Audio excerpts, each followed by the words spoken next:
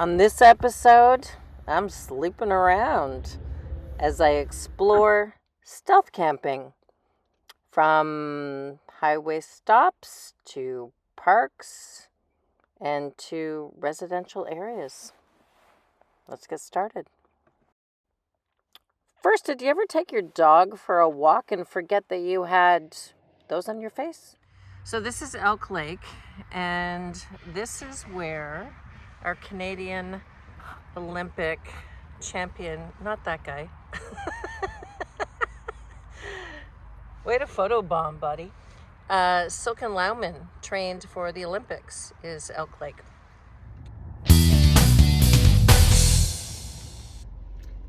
I'll show you the view in a second. It's a rainy day.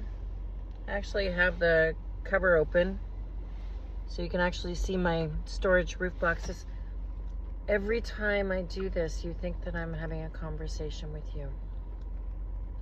Okay, do you want to see our community? Okay.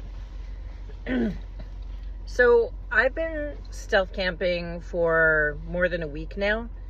For those of you new to the concept, you put up window covers, you sleep in your bed in the back. Often people are walking past you and they have no idea that somebody's sleeping in their car. I usually try to get in before the sun goes down. Now it's a little problematic as it's like 5 or 5:30 here in British Columbia. And I thought, because I'm not talking to you, I just treated myself to some breakfast that I really love. And when you're stealth camping, it's really difficult to cook and not get noticed. I do it in provincial parks all the time with my propane stove and food from the grocery store. But when you decide to stealth, it's a little more complicated. So what I'm going to share with you is today I indulged. I've been to this place. It's called Gray's, and it's in Sydney, which is about 12 minutes from Victoria. And it's just amazing. But I wanted to talk to you a little bit about eating on the road and managing money and stealth. So I do all kinds of other things. Speaking of stealth, it's funny how when you live this lifestyle, you can spot them. And a couple of them are just driving by, because you do try to get out of wherever you're sleeping, somewhere around the time that the sun comes up, because neighbors sometimes don't enjoy it. I am somewhere that allows it, so I don't feel as much at risk.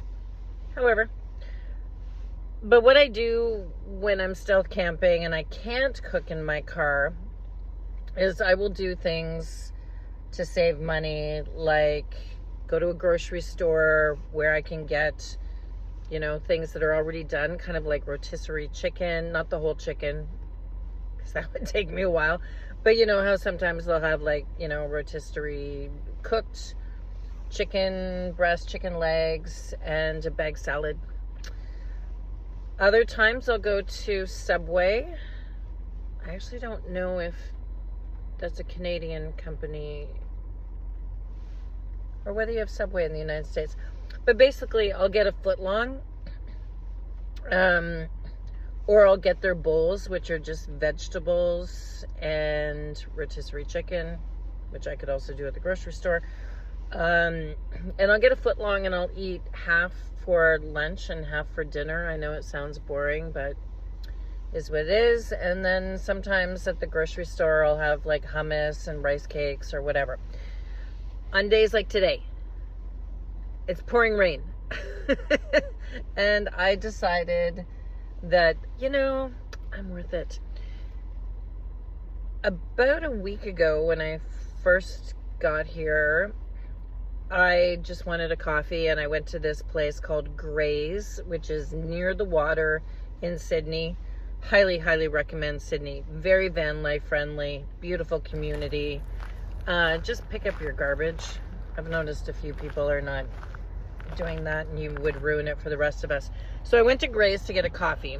This is the coffee that I got. So it's... See, I did my nails last night. I do like to be a somewhat civilized human being.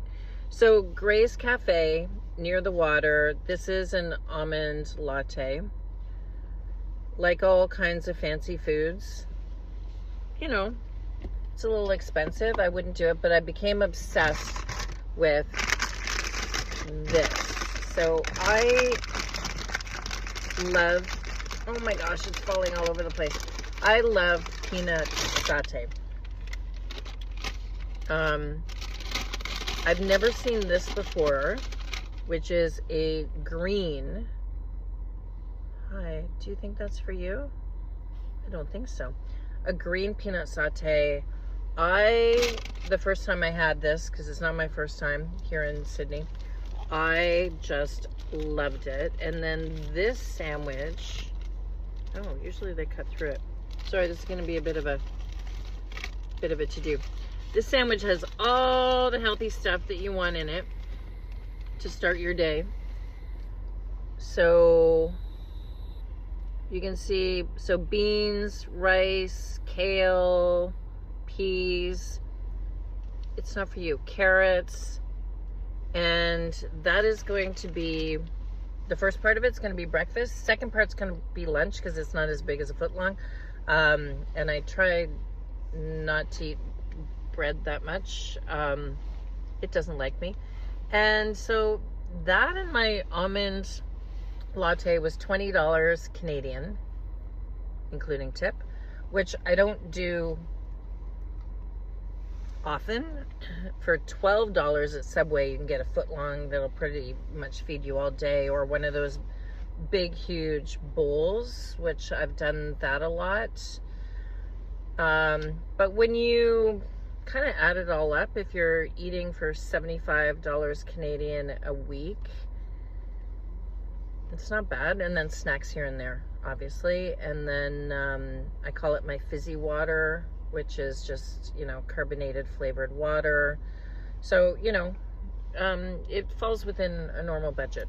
So that's how I eat on the road. And today, this is one of my favorite things. Obviously Buddy's too, although I don't know why he likes vegan stuff, but I'll ask him later and let you know. I had to jump on again because that $20, I totally forgot because I didn't get this the first time, included a protein bar filled with all kinds of, you know, nuts and grains. And no, I don't know what I did to my finger right there. So that will be the afternoon snack. So the $20, including tip, did not include that bar. So I just wanted to clarify. Okay, I'll see you later. I came here every morning, and can we talk a little bit about this bird?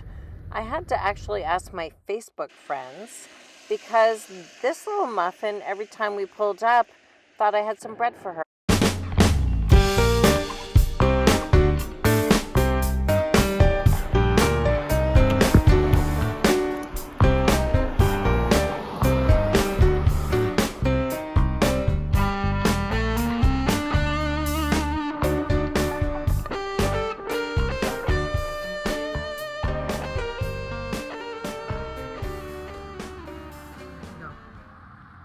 Go ahead.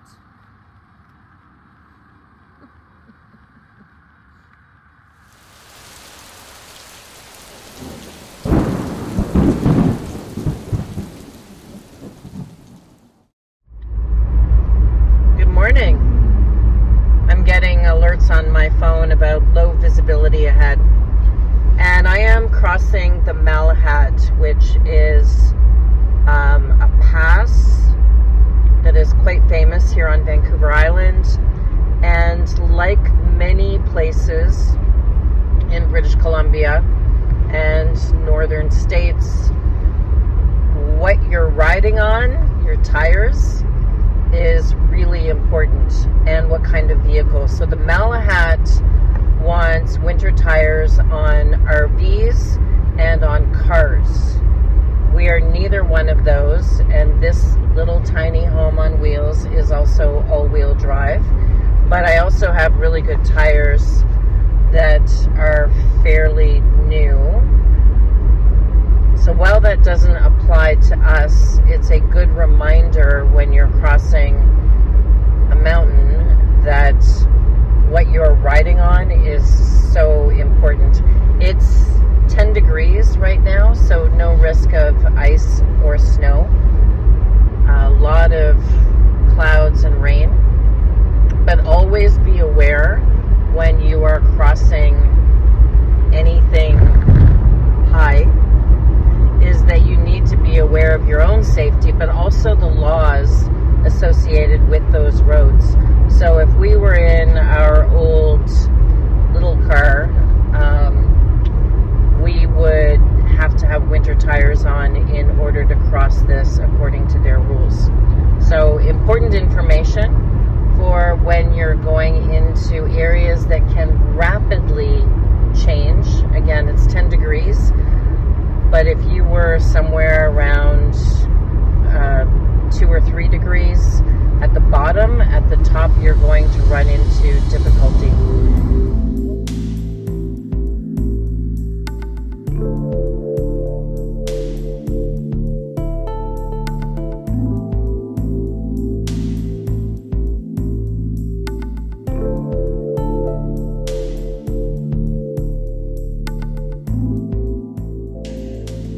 But first we went up to Souk, British Columbia to see the famous potholes, which in wintertime maybe weren't so famous, but the town was lovely.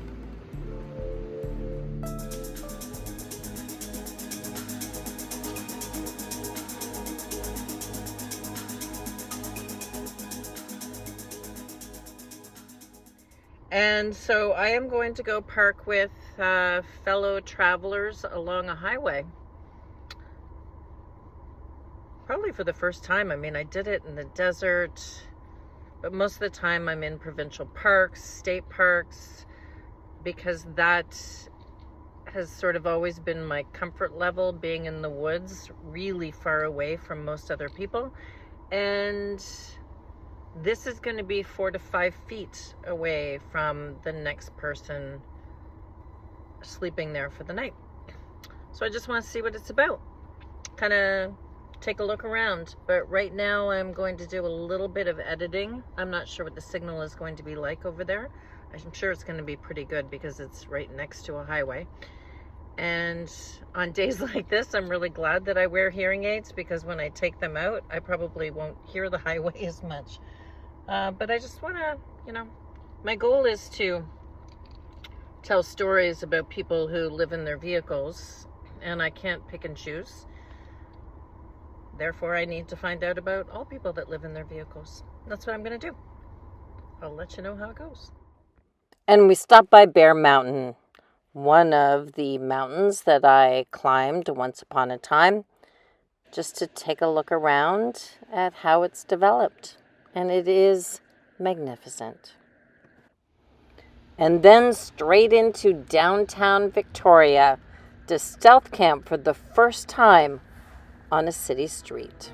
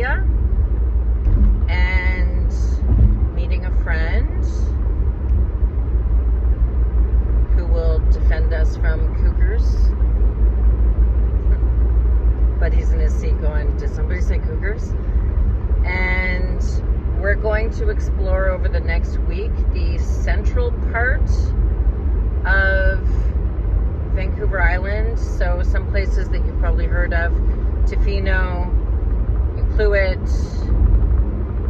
Comox, and we're in some pretty rugged territory right now. As I approach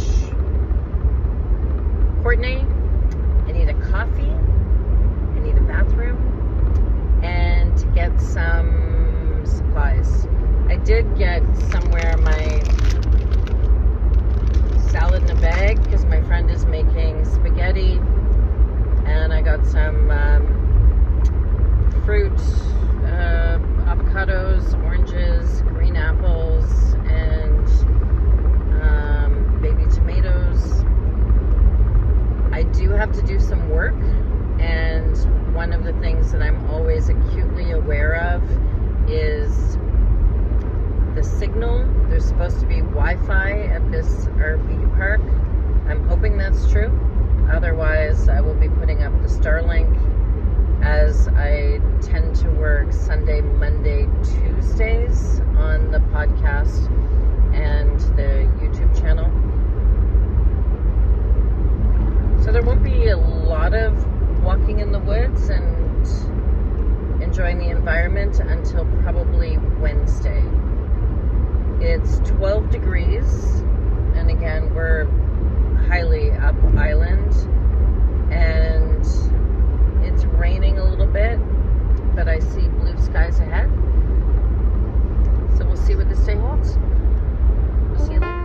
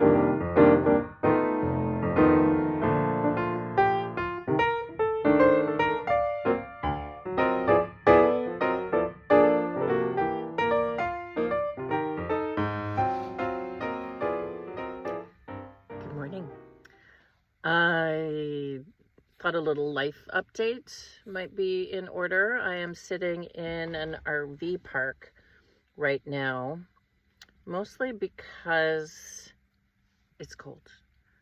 And also here they have showers, they have power, they have water, so it is a chance for me to charge up all of my devices. Although my car's been doing a pretty good job of doing that on the road.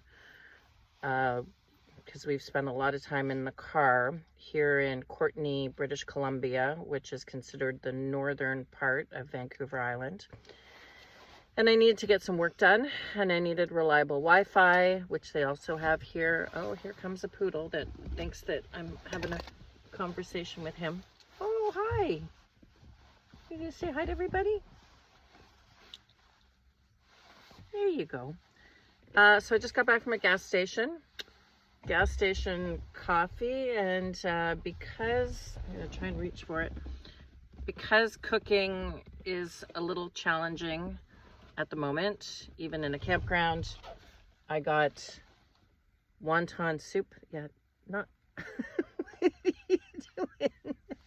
Wonton soup from the gas station, which M&M Meats is a Canadian company, but you can often find these at many gas stations that are kind of what I would call on the run gas stations. And then I also got some vegetarian curry, same company.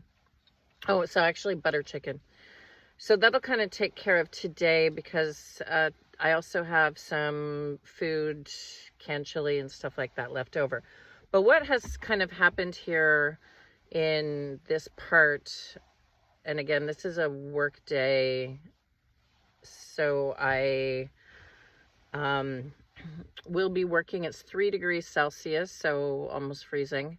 And I'm going to be doing some work here, getting caught up to date on YouTube and the podcast that I do on women's mental health. And I also have to make some, life arrangements. I'm going to go see a friend this weekend, one of my very good friend's moms, and in Comox, British Columbia. But what happened over the last week in my ongoing experiment to stealth camp is, for the first time ever, in this world, they call it getting the knock. And it is when you are invited to leave. And it happened at 11 o'clock at night. I was in a park that had no signs. I'd seen other RVs there, but because I go to bed early, I didn't realize what the other RVs knew, other RV owners and van lifers knew, was that at 11 o'clock they close the gates, which means they knock and tell you it's time to leave. We ended up driving around in a very small town in the dark, looking for something I had never done before, which is sleep on a street. And I mean, in the vehicle. And so we drove around for a bit, and I have to tell you, I was very nervous about it. I've never done stealth camping that wasn't in a park or, somewhere in the woods kind of thing. But it was fine. I picked a parking spot right in front of a church on a side street, not in front of people's homes or anywhere that was a business where they might be upset about it. I put up all of my window covers so it was completely black. Nobody could see me inside the vehicle, and I made sure I was gone before the sun came up, which here right now is 7:30. So I had lots of time after I woke up to just very quietly drive away. But yeah, getting the knock on a window when you're sleeping, telling you it's time to move on, was 15 months in now to this adventure, and it's the first time it's happened to me. And it was an official from the park, so I was able to see the marked vehicle out the window. It wasn't just some random person knocking on my window. So I don't really have a plan right now. I do know for sure that I'm taking all of you to Baja, Mexico, starting December 21st. I do have a plane ticket, got that on my Aeroplan card points, and will be seeking warmth. But right now I have another month of kind of balancing. Wilderness is coyotes and bears. Sorry, not coyotes, cougars and bears, also known as mountain lions, which makes me uncomfortable. A lot of the provincial campgrounds are closed for the season. There are a few local ones, which is where I am now, which is mostly people with very big rigs, except for the lady beside me. Her name is Jen, and we had a little chat, and she has a camper on the back of her pickup truck, but also living in her vehicle.